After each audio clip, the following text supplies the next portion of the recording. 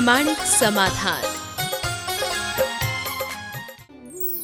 नमोस्तु गुरुवर, अयोध्या जी में खुदाई के दौरान मिली भगवान की प्रतिमाओं को लेकर हमारा क्या दायित्व बनता है? देखिए, अभी मुझे पूरी तरह से अपडेट नहीं है, पर मैंने सुना है कि अयोध्या की खुदाई में मूर्तियां निकली। अब ये मूर्तियां अभी निकली कि कुछ समय पहले निकली, वर्तमान में खुदाई जारी है या नहीं, मुझे इसकी जानकारी नहीं है। इसकी जानकारी मुझे सुलभ करानी चाहिए और उसके बाद ही मैं इस विषय में अपनी बात करूंगा। लेकिन हाँ, हमें सरकार के स्तर पर वहाँ से जो भी जैन अवशेष निकल रहे हैं उनके संरक्षण का कार्य करना चाहिए और जो हमारे पूज्य प्रतिमाएं हैं उनकी पूजा अर्चा का प्रावधान कराना चाहिए। साथ ही ऐसे समय में समाज के लोगों को भी एक मांग करनी चाहिए कि अगर जैसा लोग बता रहे हैं, चूँकि मुझे पूरी जानकारी नहीं है इसलिए फिर मैं उसी आधार पर बोल रहा हूँ, यदि राम जन्मभूमि राम मंदिर के पास से ऐसी प्रतिमाएं निकल रही है तो इस बात का प्रमाण है कि पहले वहाँ जैन मंदिर रहा होगा। अब भगवान ऋषभदेव से लेकर अनेक तीर्थंकरों की जन्मस्थली होने के कारण अयोध्या तो हमारी बड़ी सांस्कृतिक और पुण्य नगरी है ही, तो क्यों न सरकार से इस बात की मांग की जाए कि अयोध्या में जैनों को भी बृहत मंदिर बनाने के लिए स्थान सुलभ कराया जाए। जैन समाज वहाँ अपने स्तर पर बना सकते हैं। तो इसकी पूरी जो भी डिटेल है वो सामने आने के बाद फिर से इस बात को उठाया जाए। नमोस्तु गुरुवर, महाराष्ट्र में कहा जाता है कि गर्भवती महिलाओं द्वारा सब्जियां काटने से होने वाले बच्चे पर असर पड़ता है, उसके अंग उपांग भी कट सकती हैं। तो गुरुदेव, ये बात कहाँ तक सही है? देखिए, काटने पीटने का काम नहीं करना चाहिए, बनाने सुधारने का काम करना चाहिए और गर्भवती अवस्था में पवित्र विचारों से अपने आप को रखना चाहिए। आमोद प्रमोद, ललित कला और शौर्य पराक्रम की गाथाओं को पढ़ना चाहिए। एक दूसरे के मन को प्रसन्न रखना चाहिए, चित्त को तनाव मुक्त रखना चाहिए। प्रसन्नता के साथ अपने जीवन का दिन बिताना चाहिए और ऐसे समय में सभी को भावना योग विशेष रूप से करना चाहिए और यदि ऐसा करते हैं तो उसके बहुत अच्छे परिणाम घटित होंगे।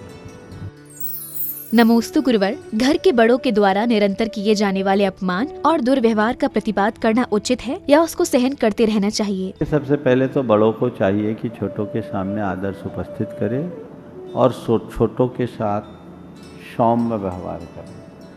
लेकिन अपवाद स्वरूप कोई बड़े इस तरह के दुर्व्यवहार करते हैं तो छोटों को चाहिए कि वो उनकी जो विनय है उसे खंडित ना होने दें, उसे चुपचाप सहे, सुनकर के अनसुना करें। प्रतिवाद करना हमारे संस्कार के अनुकूल नहीं होते। चुपचाप सहन कर ले, ये सोच ले कि ये इनका स्वभाव है, ऐसा होता है, क्या करें। मैं एक घटना आपको बताता हूँ। एक व्यक्ति के जीवन में अचानक ऐसा प्रसंग आया कि स्वभाव एकदम बिगड़ गया।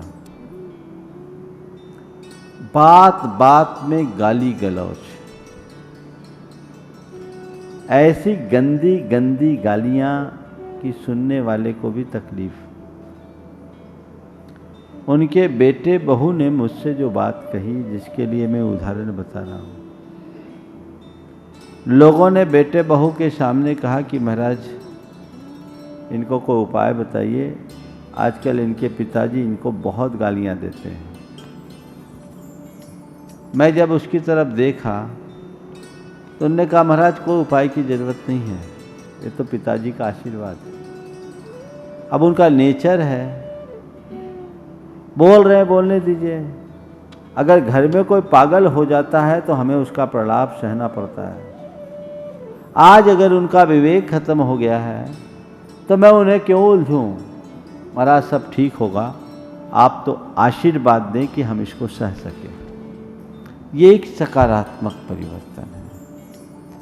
अगर एक पागल व्यक्ति के सामने आप उसका प्रतिवाद करोगे तो खुद को पागल साबित कर दोगे। तो पागल के साथ पागलपन का व्यवहार नहीं करना चाहिए। यदि बड़े भी इस तरह का दुर्व्यवहार करते हैं तो हम उसका प्रतिवाद करके बात का बतंगड़ करें, ये अच्छी बात नहीं है, चुपचाप सह लें। कदाचित बड़ों को समझाना ही जरूरी हो तो उसे प्रतीकात्मक तरीके से समझाने का प्रयास किया जा सकता है। नमोस्तु गुरुवर, जैन दर्शन में प्राय सभी धर्मों का उल्लेख मिलने से क्या यह सिद्ध होता है कि इस धर्म की उत्पत्ति सबके बाद में हुई है, या इसे सर्वधर्म संभाव के तहत जैन धर्म की उदारता समझी जाए? इस प्रश्न के उत्तर से पहले उन्हें प्रश्नकार को भारत की सांस्कृतिक परंपरा का इतिहास जानना चाहिए। भारत की संस्कृति का, भारत के धर्मों का इतिहास, जैन धर्म का इतिहास समझना चाहिए। अगर आप इतिहास को ठीक तरीके से जानेंगे तो ये अच्छे से जान लेंगे कि जैन धर्म भारत के प्राचीनतम धर्मों में से एक है। जहाँ तक जैन धर्म में अन्यों के उदाहरणों की बात है तो ये जैनों की उदारता की बात है। हमारे यहाँ एक बहुत बड़ी शुक्ति है, पक्षपातो न मे वीरे न द्वेषः कपिलादिषु युक्ति मत वचनम यस्य तस्य कार्यम परिकः। मेरा महावीर से पक्षपात नहीं और अन्यों से द्वेष नहीं। जिसके वचन युक्ति मत है हम उसे स्वीकार करते हैं। जैन दर्शन का यही वैज्ञानिक दृष्टिकोण जो उसे पंथ सहिष्णु और धर्म सहिष्णु बनाता है, जो उसे अनेकांत के पथ पर अग्रसर करता है। अनेकांतात्मक दृष्टि वैचारिक उदारता और सहिष्णुता की दृष्टि है, जिसकी आज विश्व को सर्वाधिक आवश्यकता है। नमोस्तु गुरुवर, आरती के थाल में रुपए डालकर आरती लेने का क्या औचित्य है? देखिए, आरती के बाद रुपया डालने की जो परंपरा है, ये भगवान के लिए रुपया नहीं डालते। ये हमारी एक उदारता है कि हमने आरती की, भगवान की सेवा पूजा की, तो इस सेवा पूजा का लाभ हमने लिया है, तो इस लाभ से जो भगवान की सेवा पूजा कर रहे हैं उनको कुछ लाभ मिले, तो उनका ख्याल रखने की हमारी परंपरा। उनके लिए रुपये डाले जाते हैं, भगवान के लिए नहीं। नमोस्तु गुरुवर, कहा जाता है कि हम पूर्व में किए गए कर्मों का फल भोगते हैं, तो इस प्रकार किसी के घर में चोरी हो जाना उसके कर्मों का फल हुआ, तो फिर इसमें चोरी करने वाले का क्या दोष? पूर्वोपार्जित कर्मों के प्रति विश्वास रखने के लिए ये कि हमने किसी ने किसी के यहाँ चोरी की तो उसके अपने कर्मों के फल से हुआ, इसमें चोरी करने वालों का क्या दोष? स्थूल रूप से देखें तो ऐसा ही कहा जा सकता है, लेकिन एक बात ध्यान रखना, कर्म सिद्धांत को गहराई से समझना है। हमारे कुछ कृत्य कर्म के निमित्त से होते हैं, कुछ कृत्य संयोग से होते हैं। अशुभ कर्म का निमित्त है, लेकिन कोई ज़रूरी नहीं कि हमने किसी के यहाँ चोरी की तभी वो मेरे यहाँ चोरी करे। ये अशुभ संयोग आया, उसके कारण भी वो हमारे यहाँ चोरी कर सकता है। तो चोरी में जो निमित्त बना है वो तो दोषी होगा, और वो दोषी हमारा अहित करने के कारण तो है ही, वो अपने भविष्य को बिगाड़ रहा है, इसलिए वो खुद के प्रति भी दोषी है। दोनों दिशाओं में वो दोषी है, इसलिए उसे दोषी कहा जा सकता है।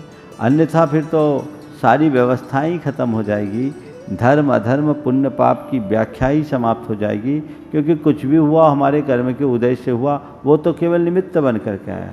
नहीं, निमित्त बनता भी है, निमित्त बनाया भी जाता है। अगर हम द्रव्य क्षेत्र काल भाव को बदल दें तो कर्म को बदला भी जा सकता है। अगर हम जागरूक रहें तो चोरी को टाला भी जा सकता है। तो ऐसा नहीं है, इसलिए इन सब बातों को एकांत से लेना ठीक बात नहीं है। हमें व्यापक संदर्भ में समझने की कोशिश करनी चाहिए। नमोस्तु गुरुवर, स्वयं का दर्द महसूस होना जीवित होने का प्रमाण है, तो वहीं दूसरों के दर्द को महसूस करना इंसान होने का प्रमाण। तो हम ऐसा क्या करें जिससे जीवित होने के साथ साथ इंसान भी बन सके? स्वयं के दर्द को महसूस करना वेदना है, औरों के दर्द को महसूस करना संवेदना है। वेदना से संवेदना की ओर चले तो जीवित होने के साथ साथ इंसानियत को भी हासिल कर सकेंगे। जब तक हमारे भीतर औरों के प्रति संवेदनशीलता जागृत नहीं होती, हम अपने मनुष्यत्व को प्रकट नहीं कर सकते। नमोस्तु गुरुवर, मंदिरों में गर्भगृह का क्या महत्व होता है और क्या सामान्य जन व महिलाएं इसमें प्रवेश कर सकती हैं? गर्भगृह मंदिर का पावर हाउस है, उसे गूढ़ मंडप भी कहा जाता है। गर्भगृह जहाँ भगवान विराजमान होते हैं, वहाँ सबसे ज़्यादा डिवाइन एनर्जी और कॉस्मिक एनर्जी होती है। उस स्थल की पवित्रता को बनाए रखना चाहिए। अशुद्ध वस्त्रों में और अशुद्धि में किसी को प्रवेश नहीं करना चाहिए। नमोस्तु गुरुवर, स्वर विज्ञान क्या है और जैन दर्शन में इसका क्या महत्व है? देखिए, स्वर विज्ञान के ऊपर एक साधना है, और ये सब गूढ़ साधनाएं हैं, गुप्त साधनाएं। विडम्बना है कि आज इसे आम बनाया जा रहा है और लोग इसका प्रचारित करके एक प्रकार से इसका व्यापार कर रहे हैं। यह उचित नहीं है। वस्तुतः स्वर साधना हमारे ध्यान की सिद्धि में सहायक है। जो ध्यान में जितना निपुण हो, प्राणायाम में जितना निपुण हो, वो स्वर का उतनी अच्छे से अभ्यास कर सकता है, साधना कर सकता है। जैन शास्त्रों में 11 में इसका उल्लेख है। अन्य भी अनेक ग्रंथ हैं जो स्वर साधना पर लिखे हैं, लेकिन इसका व्यक्ति से अध्ययन नहीं करना चाहिए। गुरुओं के मार्गदर्शन में ही इसका प्रयोग करना चाहिए और एक लंबे अभ्यास और साधना से ही स्वर विज्ञान में कोई महारत हासिल कर सकता है। पल्लवग्राही ज्ञान इसमें बहुत उपयोगी नहीं होता। नमोस्तु गुरुवर, तीर्थ क्षेत्रों में मिलने वाले चरण चिन्हों का क्या महत्व है? भगवान की मूर्तियों के रहते हुए भी इनका बनाया जाना किस बात का द्योतक है? देखिए, प्राय सभी तीर्थंकर खड़े होकर के ही मोक्ष गए। चरण चिन्ह क्यों बनाते हैं? चरण चिन्ह निर्वाण स्थल पर बनाए जाते हैं और निर्वाण स्थल उनके अंतिम संस्कार का स्थल होता है। तो अंतिम संस्कार के स्थलों पर मंदिरों को बनाने की परिपाटी हमारे यहाँ प्राचीन काल से नहीं रही। जब भगवान को निर्वाण होता है तो इंद्र वहाँ वज्र से उनके चिन्ह अंकित कर देते हैं। उस धरा को सिद्ध निषिद्धिका के रूप में जाना जाता है। हम लोग उसको पूजने लगे। अब आजकल मंदिर में बनने लगे, भगवान विराजमान करने लगे, लेकिन वाकई में वो अंतिम संस्कार का स्थल है और अंतिम संस्कार के स्थल पर जिन मंदिर बनाने का औचित्य नहीं है, किसी भी तीर्थंकर के मूल निर्वाण स्थल पर या किसी भी महान आत्मा के निर्वाण स्थल पर हमने कहीं भी प्राचीन मंदिर नहीं देखा। ये जो भी मंदिर बने वो बाद में बने हैं, इसलिए इसको इस तरीके से विचार करना चाहिए। नमोस्तु गुरुवर, हमें कर्म से नहीं बल्कि मन से दुख मिलता है, तो क्या मन की सत्ता कर्म से भी बड़ी होती है? आज सुबह के प्रवचन में मैंने जो बात कही उसी पर आधारित प्रश्न है। मैंने कहा कर्म हमें दुख नहीं देता, कर्म कष्ट दे सकता है, कर्म मुश्किलें खड़ा कर सकता है, कर्म मुसीबतें लाता है। दुखी करता हमें हमारा अज्ञान प्रेरित मन। यदि हम कर्म की स्थिति से प्रभावित होंगे तभी हमें दुख होगा। चाहे जरूरी नहीं कर्म मेरे सिर में दर्द दे सकता है, लेकिन सिर के दर्द का मैं अनुभव करूं ये कोई ज़रूरी नहीं। हो सकता है आप सब श्रोताओं में अभी किसी का सिर दुख रहा होगा। इस कार्यक्रम से पहले आप बहुत गहरे दर्द से भरे होंगे, लेकिन अब अचानक आप कार्यक्रम को सुन रहे हैं, शंका समाधान में मगन है। अब क्या हो गया? दर्द का अनुभव, आकुलता नहीं है। क्यों नहीं है? दर्द की घटना घट रही है पर हमारी दृष्टि कुछ और हो गई, हम उसका अनुभव नहीं कर रहे, हमारा ध्यान कहीं और चला गया। तो ध्यान की धारा बदल देने से घटनाएं घटती हैं, हमारा चित्त उससे प्रभावित नहीं होता। इसी तरह ज्ञानी के जीवन में चाहे कितने भी कर्म का उदय क्यों ना हो, कष्ट होता है, घटनाएं घटती है, पर वह उसका दृष्टा बना रहता है, उससे प्रभावित नहीं होता और उससे अप्रभावित रहने के परिणाम स्वरूप वह दुखी नहीं होता। वो इस स्थिति में भी समता में जीता है। दुखी होने का मतलब है व्याकुल होना और समता रखने का मतलब है तटस्थ रहना। समता बहुत बड़ी साधना है। ज्ञान संपन्न साधक ही समता के बल पर अपने मन को स्थिर रख सकता है। तो तत्व ज्ञान का आश्रय ले, वस्तु स्वरूप का विचार करे, तो कभी हमारा मन पीड़ित नहीं होगा। मेरे संपर्क में अनेक लोग हैं जो आज भयानक बीमारियों से ग्रसित हैं, लेकिन उसके बाद भी वे क्षमता में रहते हैं, रोग का प्रतिकार करते, लेकिन विचलित नहीं, मन में आह और कराह नहीं। ठीक है, कर्म का उदय है, मेरा कर्म है, अब निकल जाएगा। कर्म को भोगना नहीं है, कर्म को काटना है। ज्ञान एक बहुत सबल साधन होता है, उसी के बल पर हम अपने जीवन को बदल सकते हैं। नमोस्तु गुरुवर, धन की अपेक्षा आत्मानंद सुख की प्राप्ति के लिए कौन सा लक्ष्य निर्धारित करना चाहिए? जीवन धन को पहचान लो तो सारी समस्या हल हो जाएगी। धन को जीवन के निर्वाह का साधन मानो, साधन है। और एक बात जेहन में बिठा के रखो, धन जीवन के लिए है, जीवन धन के लिए नहीं। आज अगर धन कमाना सहज संभव नहीं दिख रहा है, चिंता मत करो, जीवन धन है तो सब कुछ है। वे लोग बड़े भाग्यशाली हैं जिनका जीवन सुरक्षित है। बड़े बड़े धनवान, चारों तरफ धन का अंबार लगा है, पर आज वो अपनी ज़िंदगी की भीख मांग रहे हैं, लाचार है। बहुत से लोग तो बच नहीं पाए। कई बड़े बड़े लोग इस दुनिया से चले गए, काल ने उन्हें छीन लिया। धन की यही एक सीमा है, धन सब कुछ दे सकता है पर जीवन नहीं। जो इस सच को जानते हैं, सच्चाई को जानते हैं, वे धन का संग्रह करते हैं पर धन में उलझते नहीं। बस इस वाक्य को सदैव ध्यान रखें, धन जीवन निर्वाह का साधन है, साधन नहीं। नमोस्तु गुरुवर। पूरे मन से किए गए प्रयासों के उपरांत भी कार्य में असफल रहने पर लोग उपहास करते हैं, तो निश्चित सफलता के लिए हमें क्या करना चाहिए? जब भी किसी कार्य करने का मन हो, लगन निष्ठा पूर्वक करें। सफलता न हो और लोग मजाक उड़ाए तो हताश मत हो, दूनी ताकत से कार्य करें। एक बार विफल हुए हार न माने, दोबारा करें। दोबारा विफल हो जाए तिबारा करें, तिबारा विफल हो जाए चौथी बार करें। बार बार बार बार आप प्रयत्न करते रहें, अनेक विफलता के बाद सफलता मिलती है। दिल्ली पर कितनी बार चढ़ाई किया था, क्या नाम था उसका, मोहम्मद गजनवी ने, मोहम्मद गौरी ने कितनी बार, 17 बार हारा, 18 बार जीता। सोचो उसका कितना मजाक उड़ा होगा।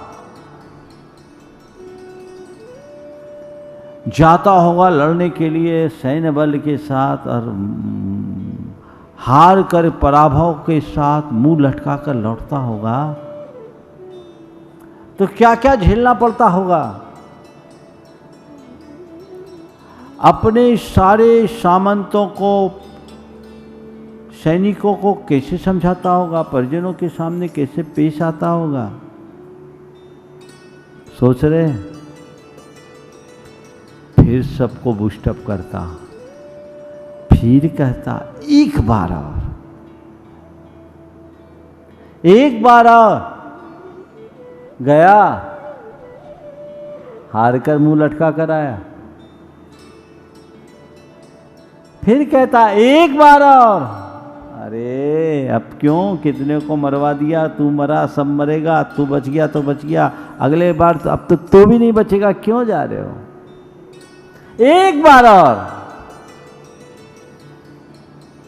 सोचो 17 बार कितने बड़ी विफलता, पराभव और हार का सामना किया होगा,